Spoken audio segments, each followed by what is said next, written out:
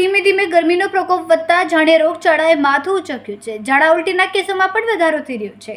ખાસ કરીને નાના બાળકોની ઝાડા ઉલટીના બનાવો વધી રહ્યા છે। ત્યારે સુરતના નવાગામ વિસ્તારમાં રહેતા એક શ્રમજીવી પરિવારના 3 વર્ષના બાળકને ઝાડા ઉલટી થયા હતા। ત્યારબાદ બાળકના મોતને લઈને પરિવારમાં શોકમાં ગરકાવ થયું હતું। બાળકને ઝાડા ઉલટી થયા બાદ 108 એમ્બ્યુલન્સ મારફતે સારવાર અર્થે સિવિલ હોસ્પિટલ લઈ જવાયા હતા। ત્યારે રસ્તામાં જ માસૂમ બાળકનું અવસાન થયું હતું। જોકે પરિવારનું કહેવું છે કે અચાનક જ ઝાડા ઉલટી થતા મોત થયું છે। હાલ બાળકના મોતને લઈને સિવિલ હોસ્પિટલ દ્વારા તપાસ શરૂ કરાઈ છે। आपका नाम? देवानंद को कहाँ पे रहना है आपको? क्या कहाँ रहने थे? और नवा गाँव क्या घटना हुई थी?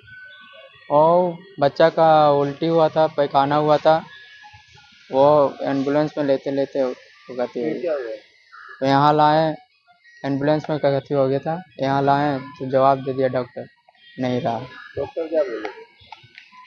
डॉक्टर से पूछा क्या हुआ तो बोले कि लैट्रिन हुआ, उल्टी हुआ। क्या लगता है झाड़ा उल्टी के कारण होती है? हाँ, क्या उम्र तो बच्चे के नाम क्या था? 3 साल उम्र था। शिवम नाम था। मूल कहाँ के रहने वाले? क्या मूल कहाँ के रहने वाले? वो बिहार का, और यहाँ क्या काम करते? और लेबर का काम करते हैं। एक ही बच्चे का? 3 बच्चा है, एक लड़की 2 लड़का था। कोई बड़ा ये बड़ा था? ये बाड़ा नहीं था, बाड़ा एक मांझिल हुआ था।